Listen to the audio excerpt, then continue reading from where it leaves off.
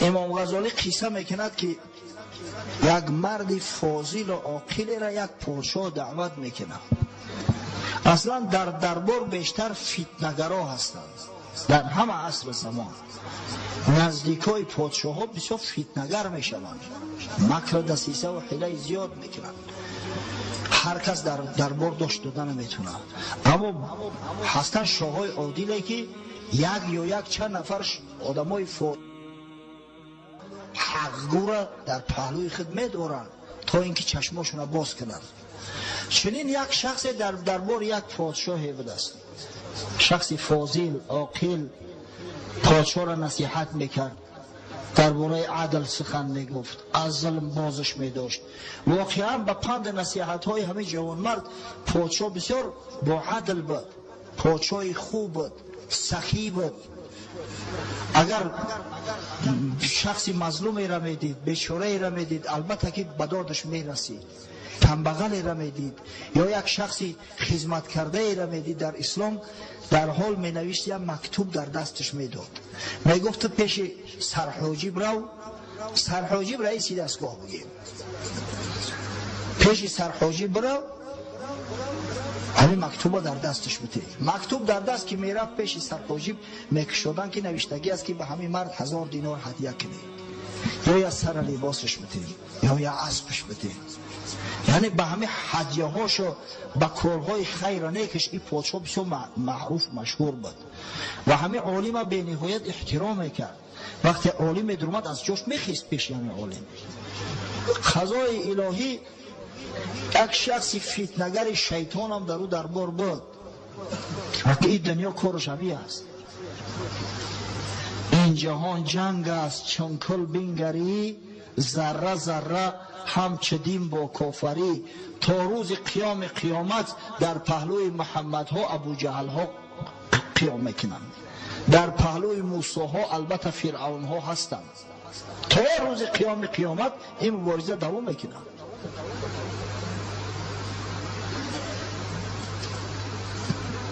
پیش پادشاه میاد شیطانی میکنه، میگه همین مرد در حقی تو سخنای ناجا میگه. در پیش مردم گویا میگه که از دهان پادشاه بوی میبروید یا بوی کره که من حتی صبر تحملی همون بو را استشمام کردن ندارم. هر کس هم در پیشش اگر این سخنو را بگن دماغش میسوزه. میگم به این انسان قدر نیکی کردم، من پادشاه یا مملکت هستم، هر روز اگر مردم یک بار دنداناش را تازه کنن من 10 بار تازه میکنم، چرا این مرد در حقیقت تهمت میزنه؟ پادشاه هم غضبش میکنه. اما یک بار قرار قبول نمیکنه و میگه که اول یا ببینمش یا امتحانش کنم آیا این شخص راست میگفته باشه. روز دیگر همون عالم فاضل نزد شاه می آمد که در راه بدگهر راهش نگاه داشته است. همین شیطان طرفش گفت که خواجه گفت من در خونه یک طعام تیار کردم، چی می شود که در کلبه فقیرانه ما یک گذر کنی از همون طعام استعمال کنی، ولی تا ساعت قبول پادشاه وقت است. از بس که پیغمبر گفته است ای تو دعوت اذا دعیتم، اجابت کنه دعوت وقتی که دعوت کرده می شود. این مرد عالم هم دعوت کرد، برادر مسلمان اومد در خونش طعام آورد در پیشش ماند. طعام از سیر و پیاز مال و مال بود و همین سیر خام چسناک خام در دروش بسیار ریزه کرده بود است. بشوره اندیشه کرد که حاضی اگر نخرم شاید اذیت بکشه، خجالت بکشه. از همین خاطر ایزای مومن حرام گفته و از همون طعام تیز و تندی با سیر آمیختش خورد. بشوره بعدا حد نزد پادشاه اومدن. اگه پادشاهی را میخواه امتحان کنه پیش خود خان در پهلو حق شنان با بعضا خطیش گوشتی میکنه که گوشت نزدیکتر بدار دهنش نزدیک میاره. این بیچاره سیر خورده است. از خوف آن که همه بوی سیر در مشام پادشاه نه افته و پادشاه را مقصد کریه نباشد، بیچاره دهنش بلوی آستینش میکشونه که بوی دهن نبراید. پادشاه بخد اندیشه کرد گفت هم مرد راست میگه، این خانه سوخته همین میگفته است که دهن من بو میکنم. غضبش کرد، گرفت یک مکتوب نوشت به سرحاجب. در داخل خط داد کردم. بعد به همون مردی عالم داد، گفت برای پیش سرحاجی مکتوب بده. بیچاره خبر نداره، از کجا بدونه در اونجا چی نوشته است. عادتا این پاچا هدیه می نوشت داخل مکتوب در دستش از نزد پاچا خارج شد که همون شیطان در دهن در ایستادگی است. مکتوب در دست ای دید، گفت چی شد؟ گفت پاچا بسیار خوش قبولم کرد، این مکتوب داد که در دست سرحاجی بده. این شیطان با خبر یک بدونه که عادتا پاچا هدیه می نویسه و شخصا نزد سرحاجی میفرسته.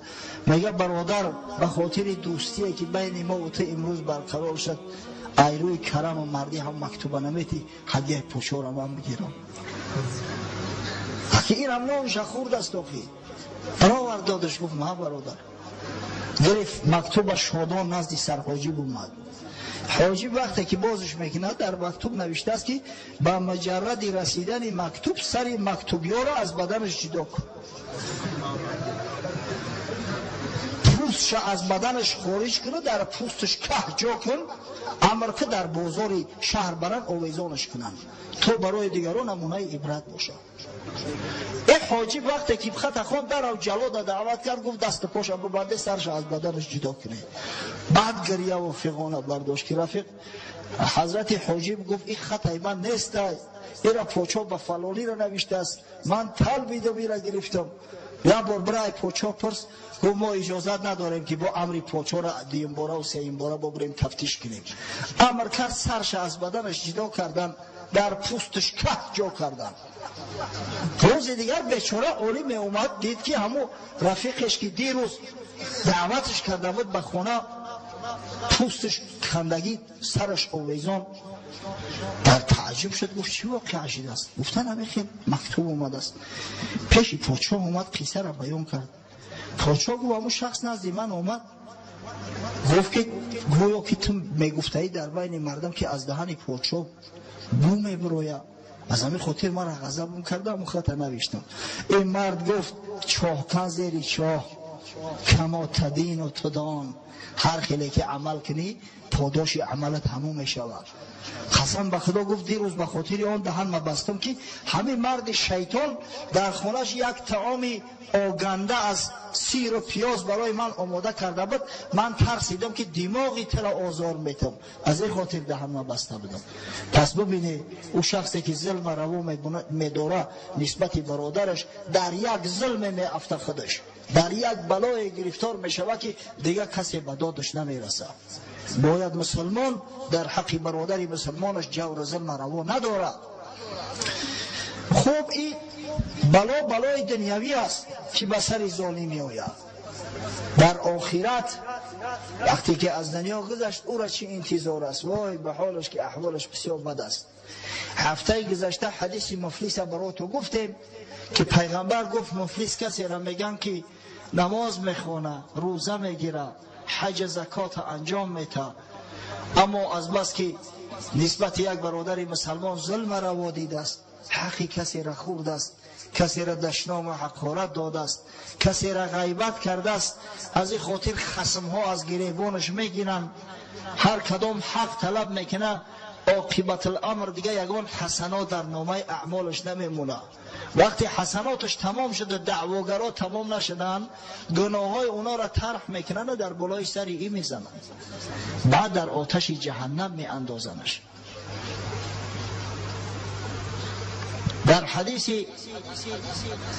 صحیحی که امام بخاری روایت کرده است از حضرت ابو هریره آمده است که پیغمبر خدا گفت من کانت عنده مظلمة لأخیه فلیتحلله منها فإنه لیس ثم دینار ولا درهم من قبل ان یؤخذ لأخیه من حسناته. هر کسی که در دنیا نسبت برادر مسلمان جور و ظلم را روا دیده است یا حق برادر خورده است، در همین دنیا به حیلی طلب کنه. بسیار شخصایی هستند که به قول امروزه برادراشون کیدت کرده گیه. از خدا بترسه برادرها. من کد کد، هر کسی کیدت کنه کیدتش میکنن. فردا روز قیامت بعد احوالش بد میشه که این نمازهای خوندگی تا همش میزنه. انا مو شخصی را که تفاند کرده میگیره و دستی تا در پتی بینید میمونه، مفلس میشه. اونجا دیگه درهم و دینار نیست، سامانی و دلار نداری که قرض خطا ادا کنی. از نمازت میگیره او شخص، از روزه و حج زکاتت میگیره، از توشه آخرتت میگیره. اگر به شرط ادا نشید بعد گناه او را در سر بار میکنن. وای به حالت. حتی شخصی که واقعا بنده واقعی خدا از عبادت خدا را به نقصان انجام میده، اگر به شرطی که ظلم جور نسبت برادرای مسلمان روا دیده باشه، همون هم مفلسه، احوالش بد است. امام حاکم در کتاب المستدرک علی صحیحین خود با شرط بخاری و مسلم روایت میکند از حضرت انس ابن مالک رضی الله عنه: بین رسول الله صلی الله علیه و سلم جالس اذ ضحک حتی بدت ثنایا. روز میگه هنگامی که پیغمبر صلی الله علیه و سلم در یک حلقه دوستاش نشسته بود، در حلقه اصحاب بزرگوارش نشسته بود، ناخواست تبسم کرد. تبسم کشاده کرد که دندانهای زیباش نمودار شدند، دندانهای پیش شدیده میگه. حضرت خنده قهقه نداشت اما تبسم زیاد میکرد. حضرت عمر در پهلوش نشسته بود، از جاش خیست، گفت یا رسول الله بی ابی انت و امی ما الذی اضحکک. گفت پیغمبر خدا، پدر و مادرم فدات شود، سبب خنده تو چی بود؟ چرا تبسم کردی؟ حضرت صلی الله علیه و سلم بیان کرد: رجلان من امتی جثی بین یدی رب العزت تبارک و تعالی. گفت خداوند حجاب از پیش چشمم گرفت، روز قیامت برام نمودار کرد. دیدم که 2 نفر از امت من، 2 نفر مسلمان در پیش پروردگار بزانو هر دزد یعنی مخاصمه می شود. مثل که در نزد قاضی رفتی در محکمه بزانو میستی، انا خیلی بزانو در نزد پروردگار بزرگ استادیان 2 نفر از امت من. فقال احدهما یا ربی خذ لی مظلمتی من هذا. یک نفرش گفت پروردگارا حق مرا از این کس بگی، من در بالای حق دارم. این برادر باره در حق من ظلم کرده بود، یا شاید دشنام داده بود، یا شاید غیبت کرده بود، یا شاید بهتان زده بود، یا شاید حق مخورده بود میگه، یا شاید مشت لگت کوبم کرده بود. همه همینو هم حقی برادرای میگه حق من طلب دارم، حق من بته. خداوند میگرده به این شخص، به قرضدار میگه رد علی اخی که مظلمته. ای مرد میگه حقی مرده که بته، پیوه که حسناتت یک به برادر تسلیم کردن بگی امروز روزی هست که حق به حقدار میرسه. قاضی خدای باشد، روح الامین منادی، نه رشوه و تعصب، نه میل، نه محابا. در اون روز قاضی پروردگاره، ندا کننده حضرت جبرئیل امین است.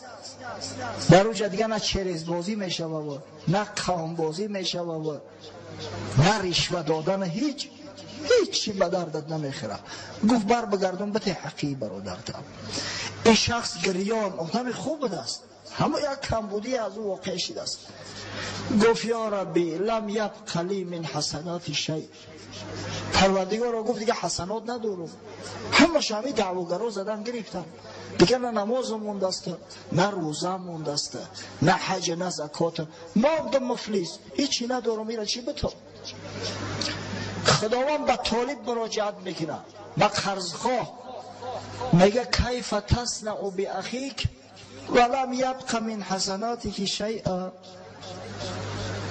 ای برادرت میگه چه عمل میکنی؟ اوی بیچاره چی نداره، تو از چی طمع داری؟ برادری مسلمان پای ببخشش کن. ببینه تا صاحب حق نبخشه خدا گناه تا نبخشه. از چی طلب داری؟ میگه هیچی نداره بیچاره، بگذر از بحرش بگذر. شخصی طلبکار گفت یا ربی فلیحمل عنی من اوزاری، پروردگار رو گفت حسنات نداره، من گناه دارم، گناه ها بگیره در بلوش بنویسی، گناه های مرا می نسکنه در سرش بزنه. وقتی پیغمبر خدا صلی الله علیه و سلم این سخن گفت گریان شد. ففاضت عینا رسول الله صلی الله علیه و سلم، اشکای حضرت ای چشماش جاری شد. گفت این ذلک لیوم عظیم، ای مسلمانان این روز بسیار روزی بزرگ است، روزی دهشتناک است. از اون روز خوف داشته باشه، آمادگیتون از حالی برای این روزی بزرگ بگیره. یوم یحتاج الناس فیه الی ان یحمل عنهم من اوزارهم، این روز روزی هست که تمام مردم محتاج هستند که یک کس یک سرک گناهشون بگیره بدوش، یا یک کس یک ثوابک عملشون برای اونا هدیه کنه. امروز روزی هست که پدر و مادری پیرت پیشت بیاید به گردن کج که پسر جان فلانت کردیم، در ذمت حق داریم، یک گناه که ما را به کله بگیر، یا ثواب یک نماز تا برای ما هدیه که. اما فرزند میگریزه از پیش پدر و مادر، از پیش پدر و مادر که میگریزی، از پیش حقدار گریخته نمیتونی. حق طلب میکنن. از بس که مرد صالح بدست، مرد خداجو بدست، مردی بدست که عبادت خدا را به نقصان انجام میداد است، زکات مالاش می پرداخت است، خدا را خوش می آید از اعمالش. اما یک کمبودی از او واقع شده است که در حق یک برادرش ظلم کرده است و شاید بنادانی از او برادر به حیلی نطلبیده است.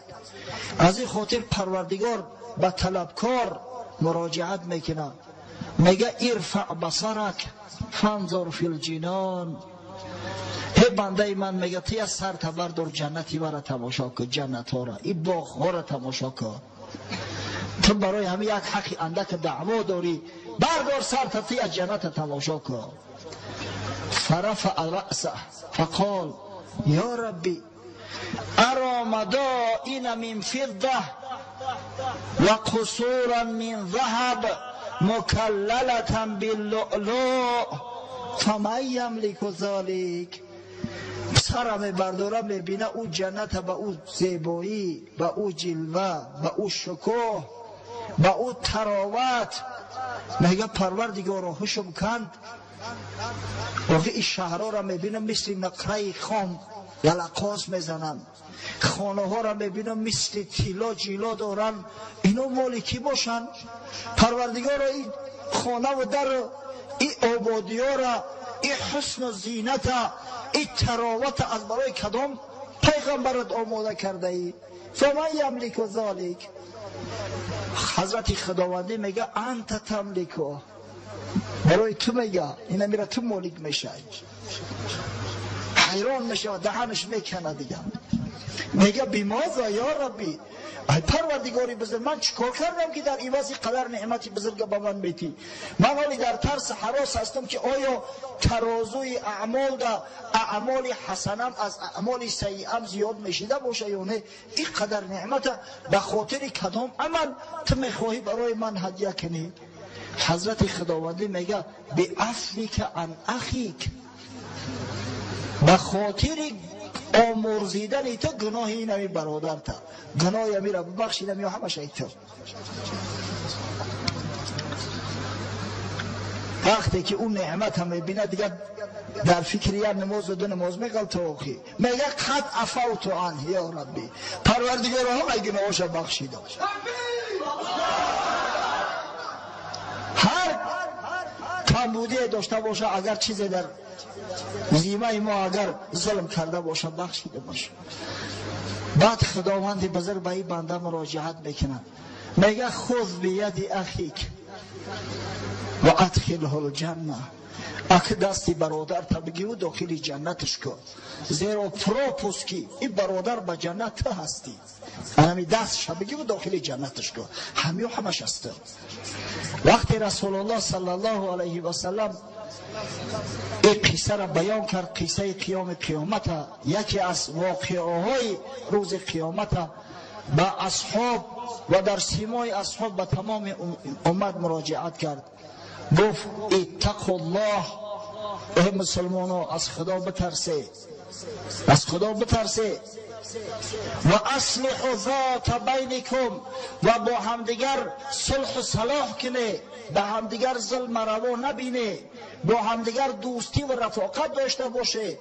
آخه مسلمان نسبت مسلمان دیگر، یعنی که جماعه مسلمانان مثل خشت‌های یک بینا هستند، یکیش دیگرش پر میکنه، یکیش دیگرش قوت میده، اگر یک خشت در همون بین نباشه اونجا سوراخ میشود. افسوس که ما همین را نمیفهمیم، افسوس که به قدر این نعمت خدا نمیرسیم. از همین خاطر بود که خدا ما را برادر خواند، از همین خاطر بود که پیغمبر ما را برادر خواند. اما امروز پراکندگی که در عالم اسلام است، پراکندگی که در میان مسلمانان است، به هیچی درست نمیآید، قسم به خدا. در امریکا ما طعنه میزدیم، میگفتیم شما بسته یهوده، سیاست امریکا به سیاست یهود وابسته است، هر چیزی را برای شما دیکتات کنن همون را میکنه. همین شخصا من دائما تری مثالاشو میوردم. شما میخواهی امروز که عالم اسلام نسبت شما میل داشته باشن، احترام تو کنن، پس لااقل همون زمینای بیچاره فلسطین بگردونه بتنشو. رزولوسیون را که آقا قبول کرده است سازمان ملل متحد، همون را شما به انجام برسونه. یگانه دولتی که امروز لجام دولتی غاصب کشیده میتونه امریکا است، چرا این کارو نمیکنه؟ یک نفرش گفت، شما گفت کاری خوب درک نکرده، یهودی ها نفوذ کلان دارن، گفت هم در امریکا و هم در دنیا، و نفوذشو از حساب اتحاد شونه.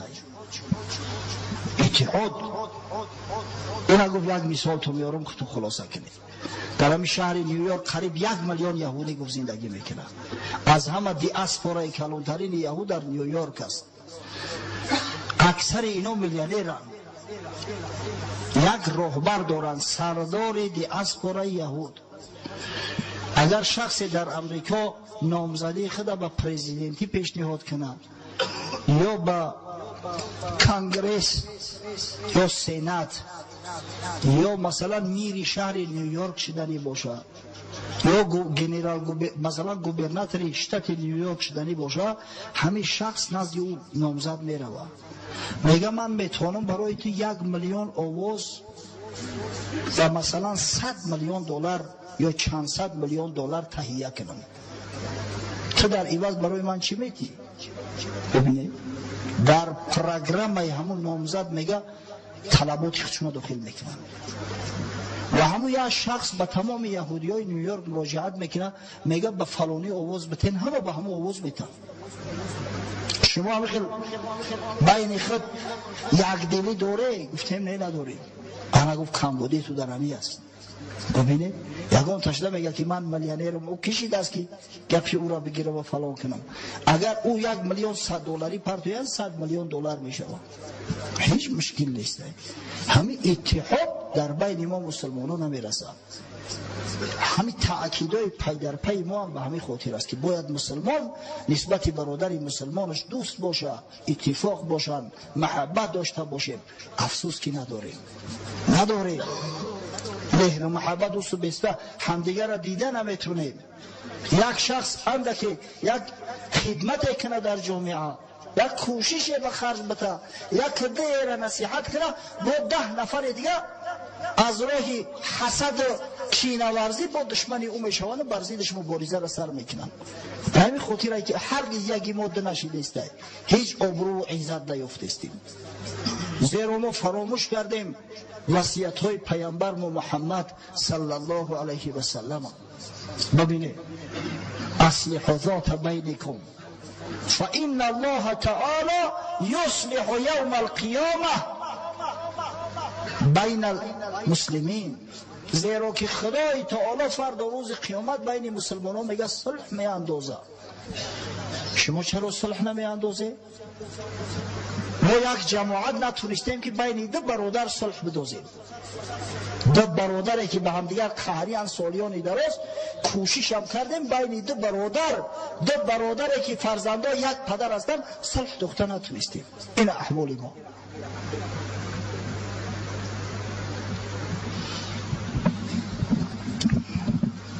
پس بنیاد این صلح و صلاح، بنیاد این محبت از کارهای اندک شروع می شود که افسوس و صد افسوس که بین ما نادیده گرفته می شود.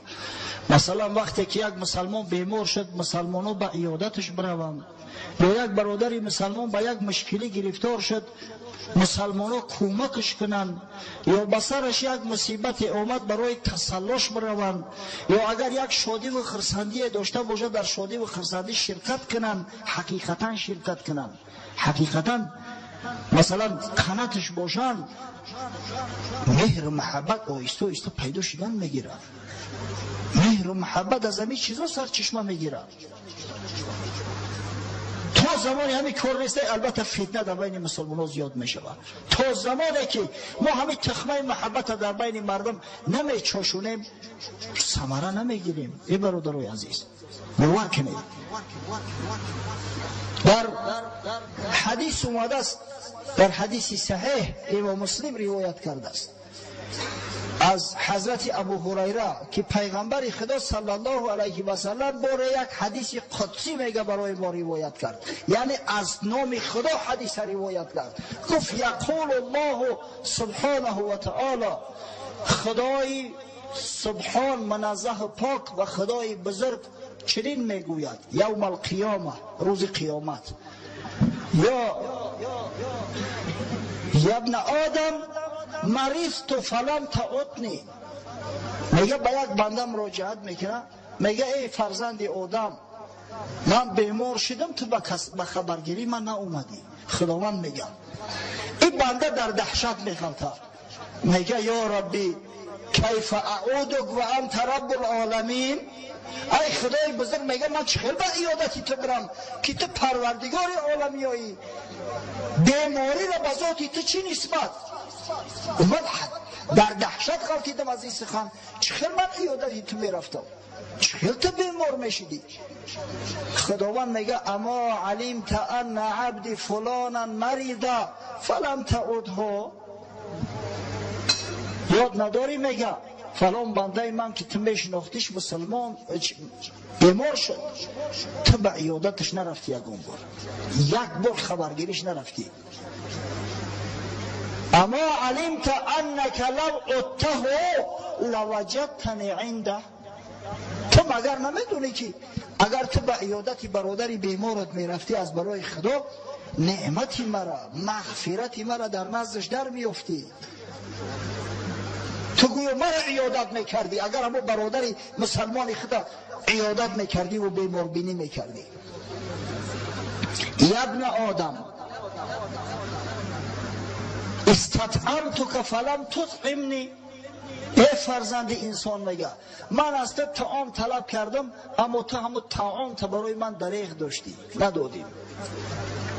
با این بیچاره در دهشت میگه یا ربی کیف اطعمک و انت رب العالمین، خدایا میگه آخه همون رزق روزی و همون طعام من از تو میگیرم، تمام مخلوقات رازق و رزق رسانش تو هستی، چه خیلی من به تو طعام بتم؟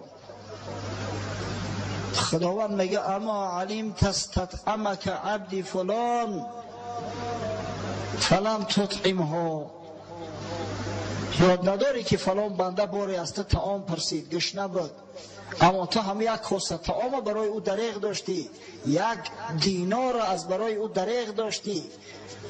اما علمت انک لو اطعمته لوجدت ذلك عندی، مگر تو نمیدونی که اگر به شرط تو همون بنده مسلمان سیر میکردی، یک شخصی را که بیچاره محتاج از دستگیریش میکردی، امروز این نعمت در پیش من میفتی.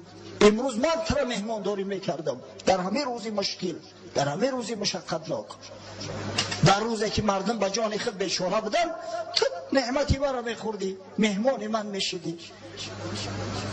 یا ابن آدم استسقیتک فلم تسقینی، ای فرزند آدم میگه خداوند تشنه ماندم برای من آب ندادی.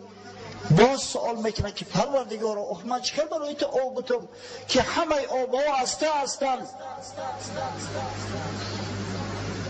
خداوند در جواب میگه استسقاک عبد فلان فلم تسقی، فلان بنده من از تو طلب آب کرد تو آبش ندادی. اما علمت انک لو سقیته لوجدت ذلك عندی، آیا تو نمیدانستی؟ ترایش که نگفت که اگر بشرط به همون شخصی که احتیاج به آب داره آب میدادی، امروز در پیش من در این گرمی آب میافتی. نمیگذاشتم که تو از تشنگی زبانت از حلقت خارج شود. با آب جنتی ضیافتت میکردم که لذتش هرگز از کامت نمیرفت، هرگز دیگه تشنگی را احساس نمیکردی. ببینید چی دعوت‌های از جانب خدا و پیغمبرش برای اون که بین ما محبت باشد، تا اینکه همه کینه کدورت از بین بخیزه. اصلا همین شیطنت فتنه‌گری در کجاهاست؟ در جاهایی که مردم پراکنده زندگی میکنن، به همدیگر محبت ندارن، به همدیگر رو و آ ندارن. اگر داشته باشن والله همین فتنه ها از بین میروند. روز چهارشنبه یک جنازه بود در ناحیه ورزاب، در یکی از دیهه ها. رفتیم بعدی جنازه را کردن. جنازه را ساعت 11 برداشتن. یک برادرمو پدرش از دنیا گذشت، خدا رحمتش کنه. جنازه را ساعت 11 برداشتن. میخواستیم بیاییم، گفتن داملا در همین دیهه ترکه نمیکنن مثل اکثر کل دیهه های تاجیکستان. اون دوره را میکنن، به همون جانشون خلاص میکنن. ترکه را که فریضه الهی است نمیکنن.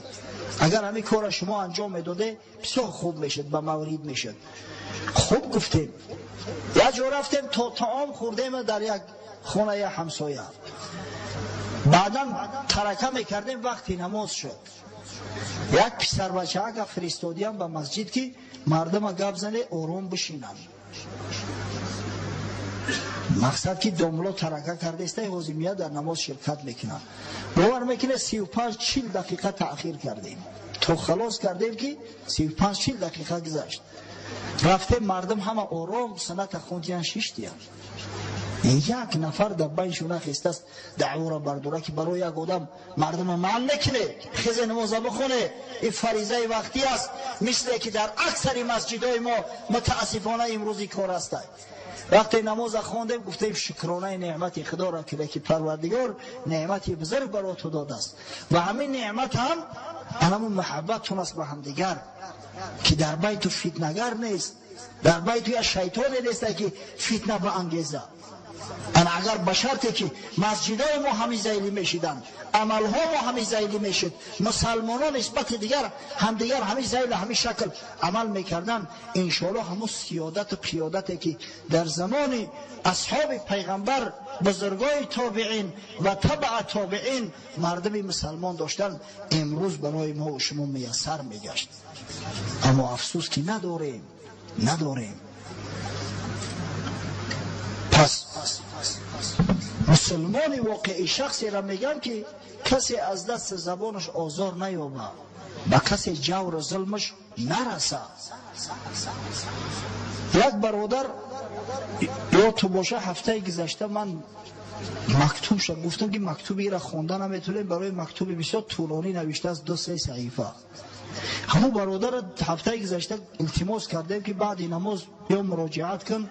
این هم بچه همین شرمگین بدست در همون بیرون 6 تا یک 2-3 برادر همیشه حاضر شدن، گفتن ما کمکش میکنیم. یا تو باشه اگر گفتیم که این برادر احتیاج به طبابت داشته است، میگه آیا شخصای یافت میشون که همون پول طبابت مرا داده بتونم، من باید در بیمارستان خوب کنم، پول ندارم. اعلام بیان کردیم 2-3 نفر شخص آمد همون بیمار چه پیدا نکردیم همه را جواب دادیم همه رفت میبرویم با در قد کوچه میگم من همون شخص هستم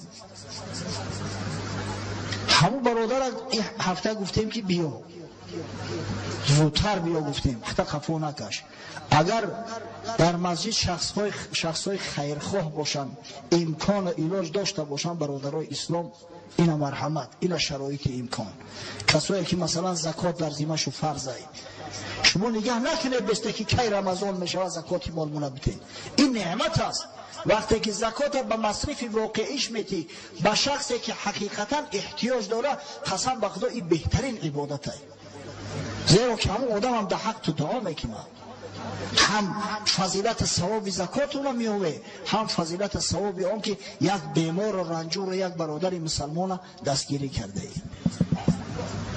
خب این در موردی آن بود که شخصی را آزار بده آزار اساسا یا از دست شخص میوه یا از زبان در این مورد هفته گذشته ما گفته بودیم حتی آزار زبانی بعضا از آزار دستی بیشتر زیادتر به چشم میخوره زیرا اگر به دست یک کس آزار بتی در او به سود مراجعت میکنه اگر یگون اکسپرتیز بگذاره خورد هم میکنه نخی به اندکمنده خلاص نمیخوری اما آزار زبانی که دیگه یگون جنایت واری حساب نمیخوره در بین این مردم آزار زبانی به نهایت زیاد است دشنام حقارت بدگویی همدیگر را بد کردن از همین خاطر گفتم هیچ چیز پاکتر از دل زبان نیست وقتی پاک باشن تازه باشن و هیچ چیز پلیتر از دل زبان نیست وقتی که ناپاک باشن در حدیث آمده است امام ترمذی روایت میکند از حضرت ابو سعید خدری صحابه پیغمبر صلی الله علیه و سلم که حضرت فرمود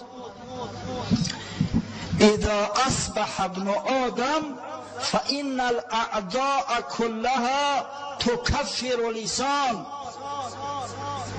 هر سحر وقتی که انسان از خواب میخیزه تمام اعضای بدن بالای زبان هجوم میکنند بعضی حکم به کفر میکنند زبانه بعضی ملامتش میکنند تقول اتق الله فینا فإنما نحن بک میگن از خدا بترس ای جوان مرد ای روی تو ما هم در عذاب گرفتار هستیم تو سخنای ناجا میگوی و ما در آتش میسوزیم از خدا بترس در حق ما جور نکن اعضای بدن به زبان مراجعت میکنن فاین استقمت استقمنا و این اعوججت اعوججنا اگر تو درست رفتار باشی ما هم درست کار میشیم اما اگر تو بدکار باشی ما هم در بلا گرفتار میشیم اکثری کفر من چندین بار بیان کردم اکثری کفر زبانی است چی بسا آدمایی هستند که کفر به زبان میرونن عقلشو حتی کار نمیکنه و مستحق آتش جهنم میگردن در جهنم تمام اعضای بدن جواری هم میافته از همین خاطر دیگر اعضای بدن از زبان دائم شکایت میکنن زبان تکفیر میکنن خاک در سرت میگن حق شناس شو در حق ما جور و ظلم نکن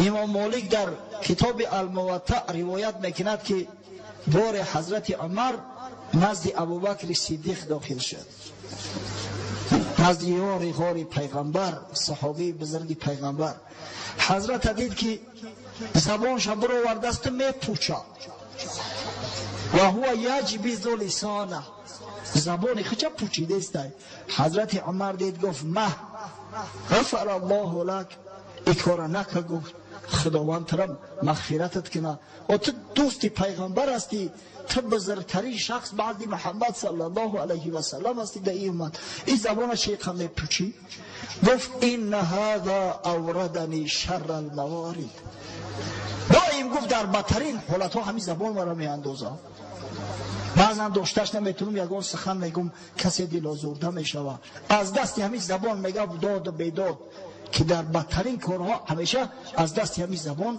گرفتار هستم ببینه ابوبکر صدیقه که همیشه از دهنش ذکر میبرود زبانش هم سخنای ناجا میگه ما و شما که دهن زبانامو مالامال از دشنام و حقارت و غیبت و بدگویی و کینه‌توزی از پروا نداریم. با این زبان هم قد بزرگی میشماریم که حسابش گمه. از این خاطر وقتی که سخن میگیم باید قبل اندیشه کنیم آیا همین سخن ما به مورد است، یکان فایده و منفعت دارد برای ما، برای دنیا و آخرت ما؟ اگر داشته باشد چی خوب، اما اگر نداشته باشد بهتر آن است که خاموش باشیم. برای همین آدم پلفته پیکه بدگو خاموشی عبادت است. پیغمبر خدا صلی الله علیه و سلم فرمود الا اخبرکم بایسر العباده و اهونها علی البدن. گفت شما را دلالت کنم به سبکترین عبادت ها، به آسانترینش در بدن. الصمت و حسن الخلق. دو تا از گفت، یکیش خاموشی. خاموشی را پیغمبر عبادت گفته است. زبان از غیبت بازداشتن، زبان از دشنام و حقارت بازداشتن خودش عبادت است. الصمت و حسن الخلق. دومش اخلاقی خوب، اخلاقی نیک که در این موضوع صحبت زیاد کردیم.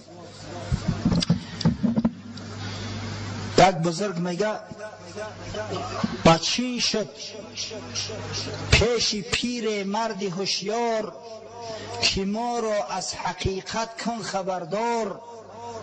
یک شخصی زیرک میگه بچین به همون جای مسلمانشی نشاید باشه، به همین اویغورستان.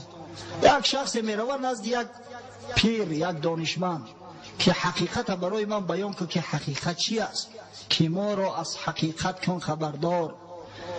جوابش داد آن پیر طریقت که 10 جزء است در معنی حقیقت.